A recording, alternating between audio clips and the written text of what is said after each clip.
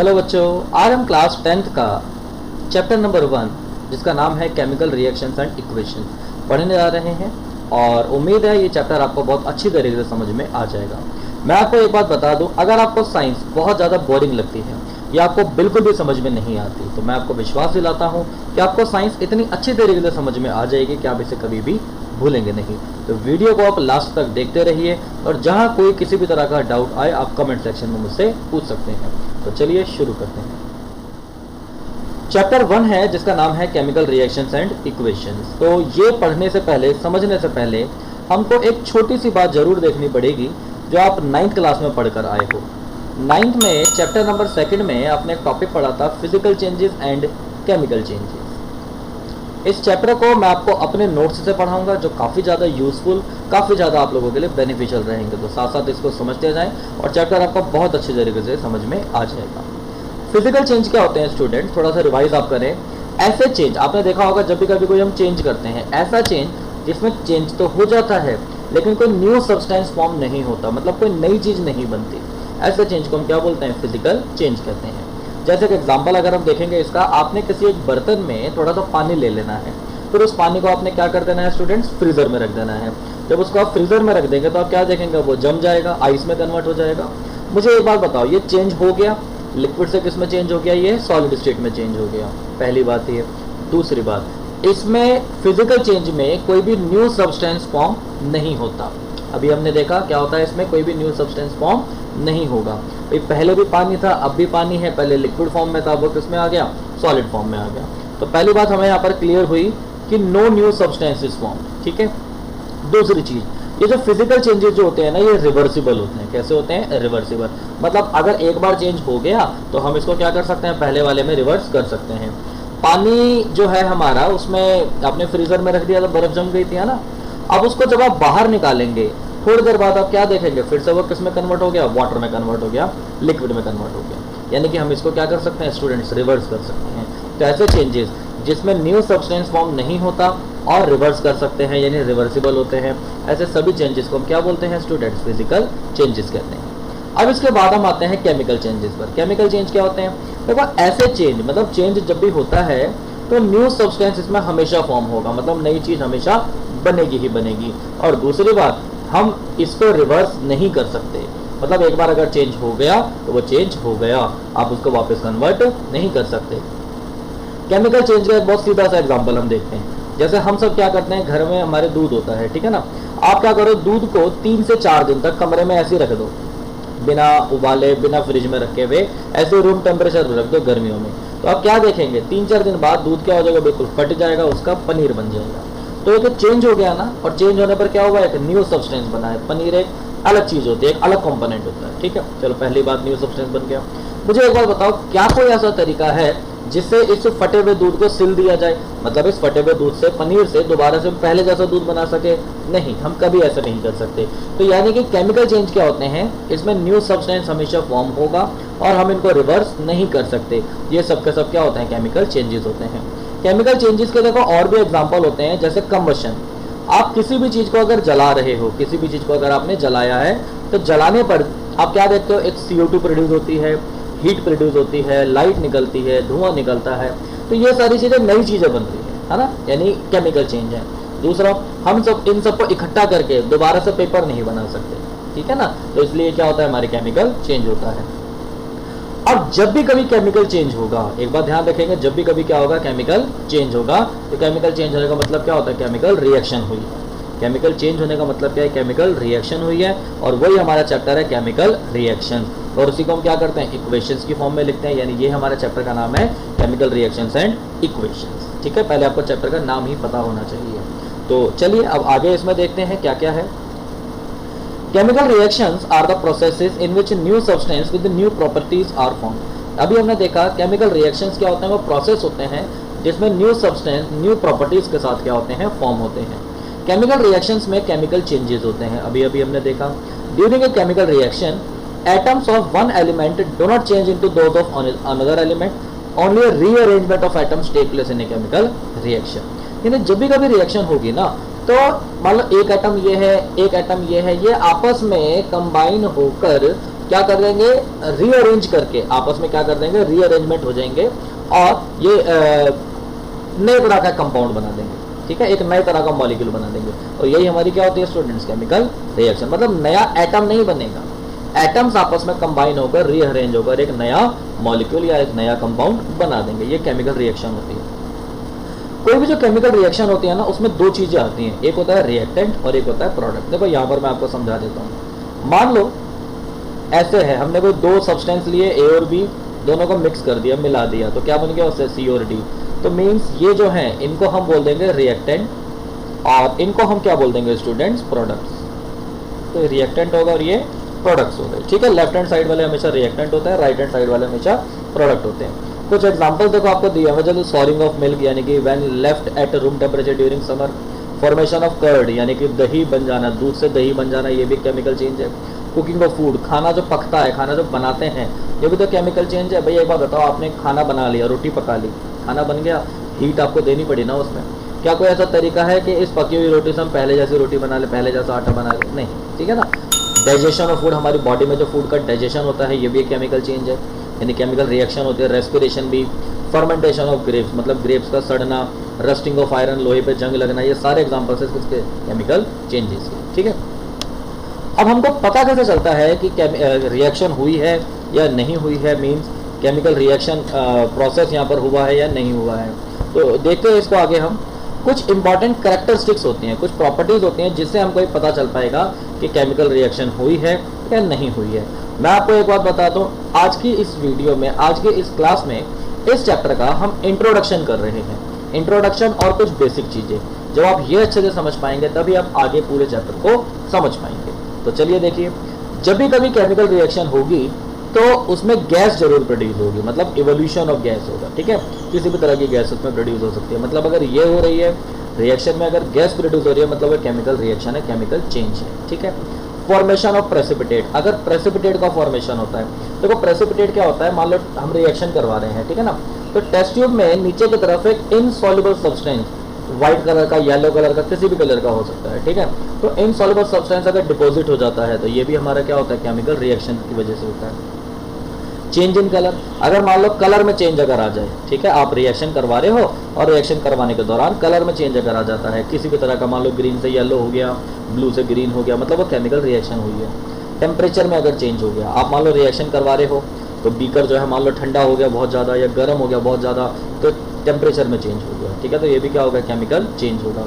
ये कुछ एग्जाम्पल्स वगैरह दिए हुए हैं, अभी हम आगे देख लेंगे इनको। अगला होता है चेंज इन स्टेट, अगर मान लो स्टेट में भी अगर चेंज हो रहा है, ठीक है ना।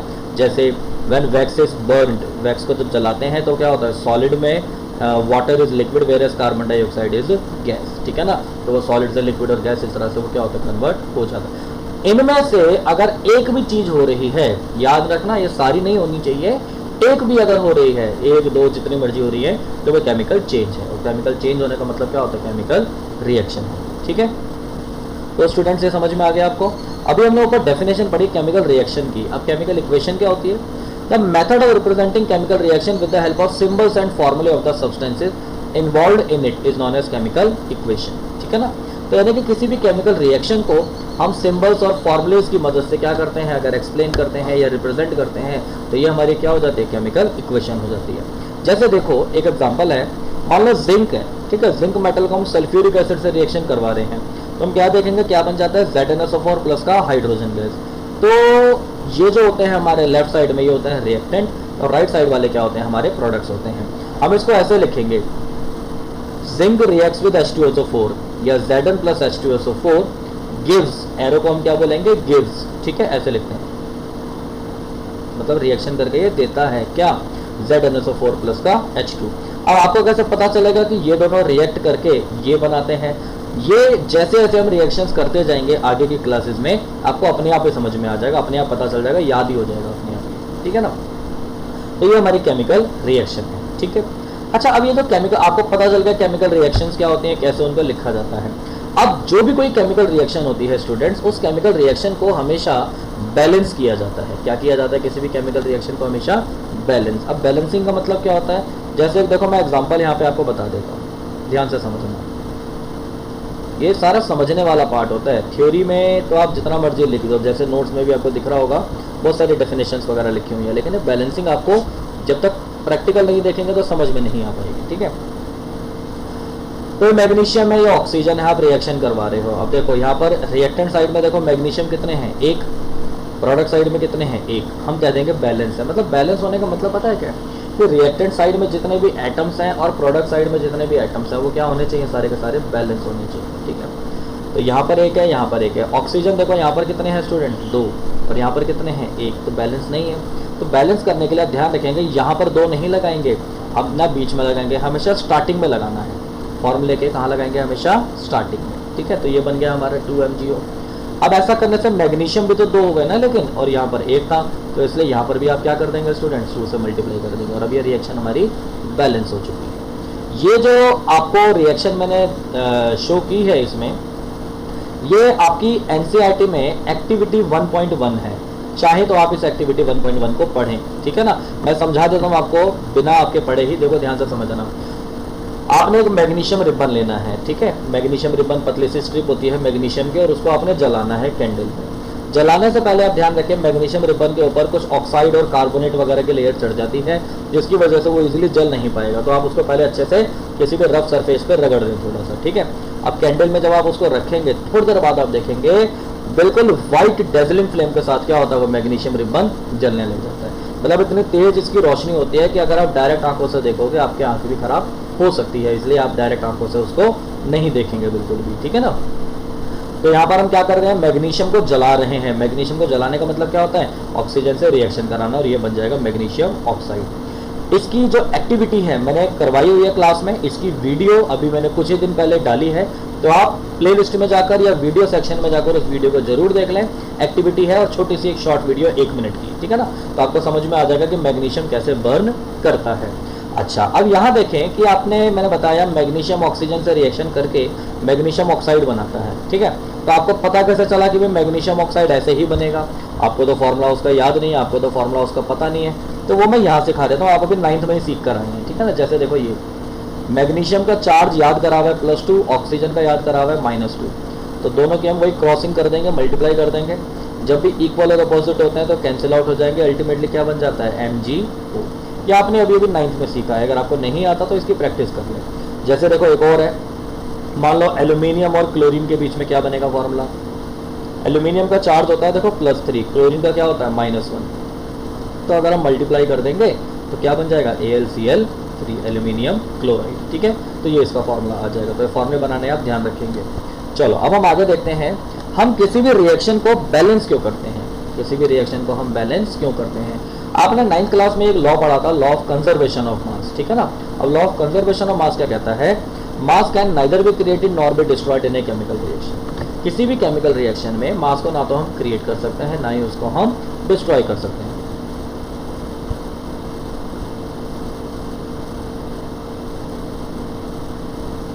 मास हमेशा कंजर्व रहता है, यानी कि ये मैटर नहीं है, यहाँ पर मिसप्रिंटिंग है, मास आ जाएगा। ठीक है ना, this means that the total mass of all the reactants must be equal to that of total mass of products. In other word we can say that the various number of various types of atoms in reactant must be equal to the number of same type of atoms in products. मतलब सीधी सी बात है, reactant side में जितने भी atoms होंगे उनका number, product side में जितने भी नंबर एटम होंगे उनका नंबर, दोनों क्या होने चाहिए, इक्वल होने चाहिए। वो इक्वल हो जाएंगे तो मास तो अपने आप ऑटोमेटिकली इक्वल हो ही जाएगा। ठीक है स्टूडेंट, देखो अभी मैंने आप लोगों को यहाँ पर कुछ एक रिएक्शन समझाई है बैलेंसिंग की, कि बैलेंसिंग की कैसे जाती है। यहाँ पर मैं आपको 4-5 रिएक्शंस करवा रहा हूँ। ठीक है ना, इन 4-5 रिएक्शंस को आप देखें कि कैसे हम बैलेंसिंग करते हैं। चलिए, तो सबसे पहले देखो एक ये वाली हमारी रिएक्शन है, फर्स्ट वाली, बैलेंस द फॉलोइंग। अब यहाँ देखो Fe कितने हैं, 1, यहाँ पर कितने हैं, 3, तो हम क्या करेंगे, यहाँ पर 3 से मल्टीप्लाई कर देंगे। ठीक है, Fe3 हो गए।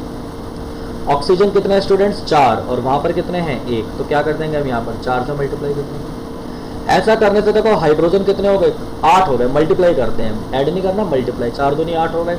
यहाँ पर 2 है तो यहाँ पर भी क्या कर दोगे आप, 4 से मल्टीप्लाई कर दोगे।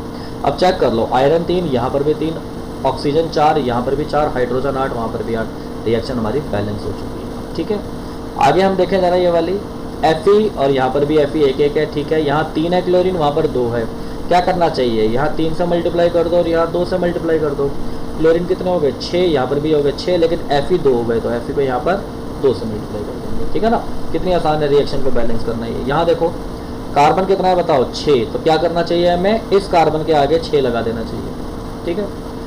हाइड्रोजन देखो 12 है और यहाँ पर है 2, तो यहाँ पर भी क्या कर दोगे स्टूडेंट्स आप 6 से मल्टीप्लाई कर दोगे, 12 हो गए। अब ऑक्सीजन चेक करो, 6 दूनी 12 और 6 18, यहाँ 18 ऑक्सीजन है और यहाँ कितनी है मात्र 6 और 2 8, तो अगर मैं इधर भी 6 से मल्टीप्लाई कर दूंगा तो 6 दूनी 12 और 6 क्या हो जाएगा हमारा 18 हो जाएगा, ठीक है। अब रिएक्शन क्या हो गई, बैलेंस हो गई है। यहाँ देखें नाइट्रोजन है 2, यहाँ पर है 1, क्या करेंगे आप 2 से मल्टीप्लाई। हाइड्रोजन यहाँ पर 2 है और यहाँ पर कितने हैं 6, तो क्या करना चाहिए यहाँ पर 3 से मल्टीप्लाई। और नाइट्रोजन इधर भी 2 है इधर भी 2 है, तो रिएक्शन क्या हो गई, बैलेंस हो गई, ठीक है ना। एक दो और थोड़ी मैं मुश्किल वाली करवा देता हूँ, चलो पहले ये वाले देख लो, मुश्किल अभी देख लेंगे। अभी कार्बन 1 है, यहाँ पर भी 1 है, बैलेंस है। हाइड्रोजन 4 है, यहाँ पर 2 है, तो क्या करोगे आप 2 से मल्टीप्लाई कर दोगे। ऐसा करने से हाइड्रोजन 4 हो गए, वहाँ पर भी 4 थे, ठीक है। ऑक्सीजन 2 है, यहाँ पर भी 2 है, ये तो बैलेंस हो गई है, बहुत बढ़िया, क्या हो गई है, बैलेंस हो गई है, ठीक है ना। चलो ये वाली देख लो मुश्किल वाली। पीबी यहाँ पर 1 है, पीबी यहाँ पर 1 है, लेड है ना ये, ठीक है। अब हो गई बैलेंस, ठीक है। अब देखो नाइट्रोजन यहाँ पर कितने लिखे हुए हैं, चलो नाइट्रोजन से पहले ऑक्सीजन को हम देखते हैं।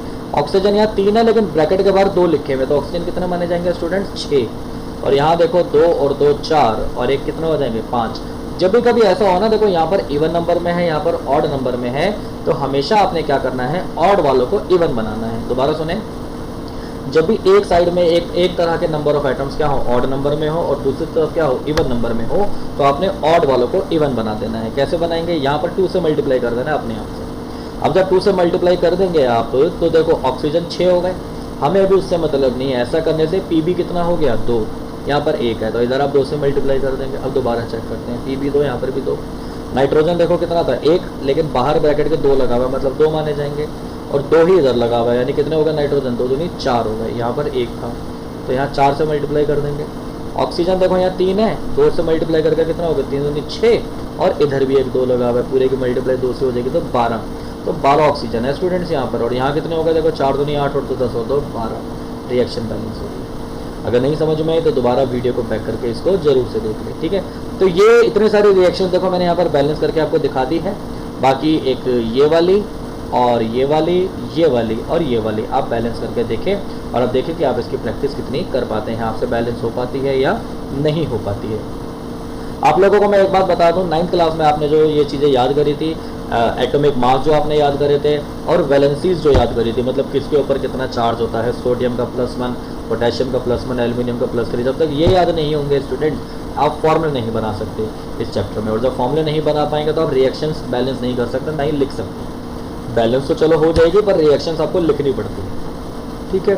तो स्टूडेंट्स आज की इस वीडियो में, आज की इस क्लास में हम इतना ही करते हैं। हमारा इंट्रोडक्शन हुआ है और हमने यहाँ पर बैलेंसिंग सीखी है। आपको ये वीडियो कैसी लगी आप मुझे कमेंट सेक्शन में ज़रूर बताएं, और अगर वीडियो अच्छी लगी हो तो इसको लाइक ज़रूर करें। चैनल पर नए आए हैं जो बच्चे, इस वीडियो को, इस चैनल को आप सब्सक्राइब जरूर कर दें, ताकि नई नई वीडियोस आपको टाइम टू टाइम मिलती रहे, और नोटिफिकेशन बेल को जरूर आप प्रेस करें। तो आज के लिए इतना करते हैं, थैंक यू सो मच।